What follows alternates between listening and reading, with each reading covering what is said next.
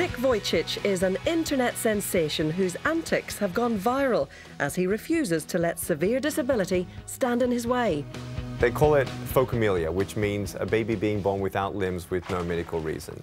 It was quite a tragedy and a shock to my parents. My doctors told them that I would not walk, that I would not go to school.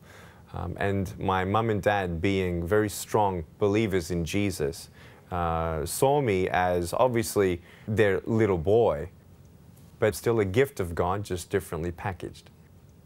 It was about the age of 5 or 6 that I first knew that I was different, and I started entering into a depression at age 8. I felt very sad, I felt very alone. I prayed to God.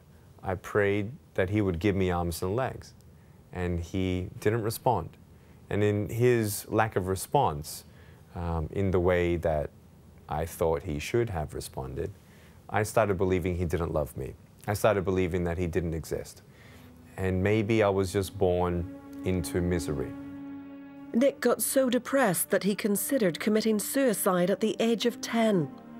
I tried to drown myself in a bathtub, and there was only one thing that was the pain that I would leave in my parents' hearts and minds with them burying their limbless boy.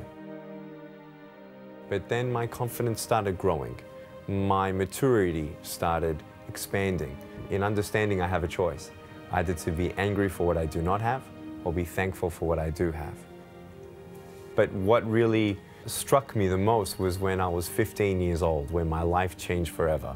I read John chapter 9, a man was born blind, and no one knew why he was born that way. And I'm like, oh, I can relate to that. And Jesus said it was done so that the works of God would be revealed through him.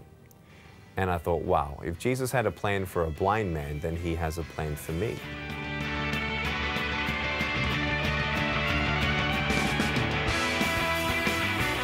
Thanks to Nick's faith and positive attitude, it seems like nothing can hold him back.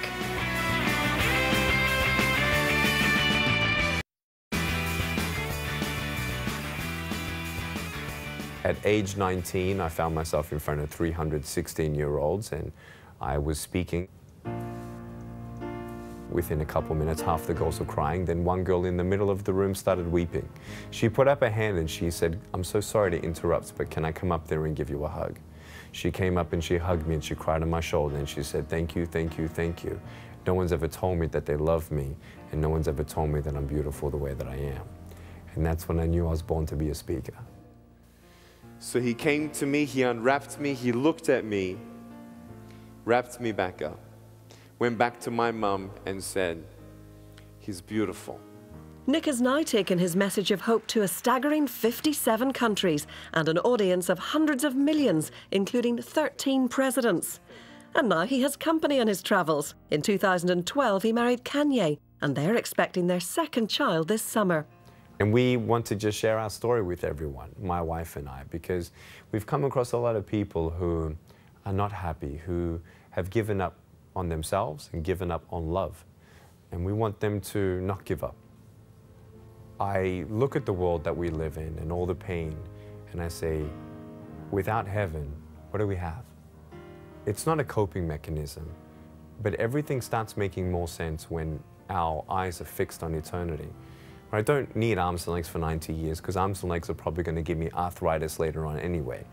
But when you don't get a miracle, you can still be a miracle for someone else.